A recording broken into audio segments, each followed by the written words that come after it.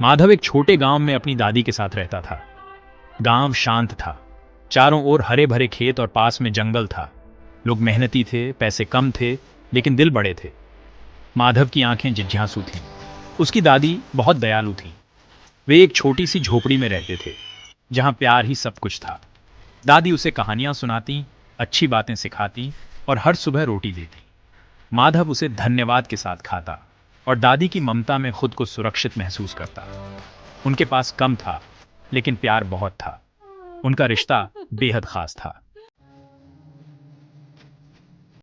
माधव को स्कूल जाना पड़ता था। उसका स्कूल जंगल के उस पार था। जंगल डार्क और डीप था। ऊंचे पेड़ डरावनी शैडो बनाते थे और अजीब आवाजें गूंजती रहती थी। माधव बहुत डरा हुआ था। वह हर दिन अकेला चलता था और उसका छोटा सा दिल तेजी से धड़कता था। एक सनी मॉर्निंग चीजें बदल गईं। जैसे ही माधव कांपते हुए जंगल में घुसा, उसने रास्ते के पास एक और लड़के को देखा। लड़का ब्राइटली मुस्कुरा रहा था। उसका चेहरा प्लेफुल और काइंड था। क्या तुम स्कूल जा रहे हो? उसने पूछा। मैं तुम्हारे साथ चलूंगा, उसने कहा। माधव को थोड़ा कम डर लगा। इस नए लड़के का नाम कृष्ण था, या उसने उस वक्त खुद को यही बताया। कृष्ण किसी भी चीज से नहीं डरता था। वह कूदता और गाने गाता था। उसने माधव को फनी कहानियां सुनाई और कलरफुल बर्ड्स दिखाई। जंगल अब डरावना नहीं लग रहा था। वह एडवेंचर की जगह बन गया। माधव को अपना नया दोस्त बहुत पसंद था। वह अपनी वॉक का इंतजार करता था। कृष्ण हमेशा उसका इंतजार करता था। उसने माधव को बहादुर महसूस कराया। उसने माधव को खुश महसूस कराया। माधव ने ज्यादा सवाल नहीं पूछे। उसे बस एक डीप कनेक्शन महसूस हुआ। एक प्योर और सिंपल फ्रेंडशिप शुरू हो गई। एक दिन स्कूल में एक न्यूज थी। उनके प्यारे टीचर जा रहे थे। वह एक दूर के शहर में शिफ्ट हो रहे थे। सभी स्टूडेंट्स सैड फील कर रहे थे।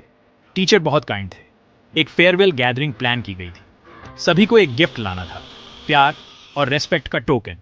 इस न्यूज ने छोटे माधव को परेशान कर दिया। उसने दूसरे बच्चों को बात करते देखा। वे महंगे प्रेजेंट्स की बात कर रहे थे।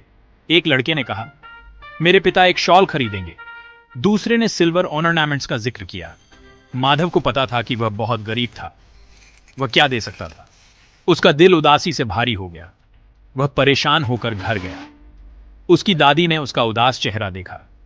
क्या हुआ मेरे बच्चे? उन्होंने धीरे से पूछा। माधव ने उन्हें गिफ्ट के बारे में बताया। उसने उन्हें अपनी चिंताओं के बारे में बताया। वह एक जेंटल स्माइल के साथ सुनती रही। उन्होंने उसे कसकर गले लगाया। चिंता मत करो माधव, उन्होंने फुसफुसाया। वह अपनी छोटी रसोई में गईं और एक छोटी सी कप के साथ वापस आईं। वह एक सिंपल मिट्टी का कप था। अंदर थोड़ा दूध था। यह सब हमारे पास है मेरे प्यारे, उन्होंने कहा, लेकिन यह हमारे प्यार से भरा है। यह अपने टीचर को दे दो। माधव को उनके शब्दों में शांति महसूस हुई। फेयरवेल के दिन माधव अपने हाथ में दूध का छोटा कप लेकर बहुत दुखी और उदास था। उसने छोटे कप को उदासी के साथ ध्यान से पकड़ रखा था। स्कूल में कई गिफ्ट्स डिस्प्ले किए गए थे। वहां शाइनी कपड़े और मिठाइयां थीं। माधव को थोड़ी शर्म महसूस हुई। उसने चुपचाप अपना कप बड़े ग्रैंडर गिफ्ट्स के बीच रख दिया। टीचर बहुत टच हुए।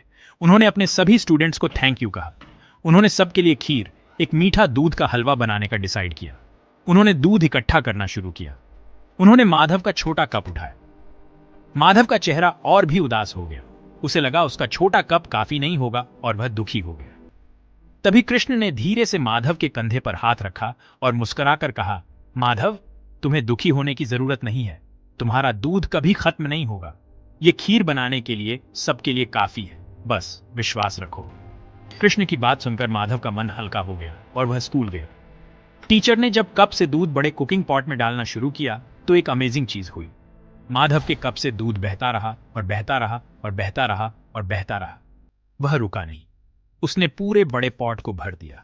सबने पूरी तरह से इनक्रेडिबिलिटी के साथ देखा। उनकी आंखें वंडर से चौड़ी थीं। टीचर को मिरेकल समझ में आ गया।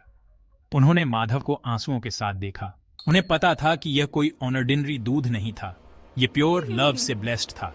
माधव की दादी बाद में मुस्कुराईं। उन्हें पता था कि उनकी प्रेयर्स का जवाब मिल गया है। उन्होंने कृष्ण की डिवाइन प्ले को पहचान लिया। सच्चा गिफ्ट हमेशा प्यार और विश्वास होता है। यह नहीं कि वह कितना बड़ा या छोटा दिखता है। यह सच्ची लास्टिंग लेसन थी।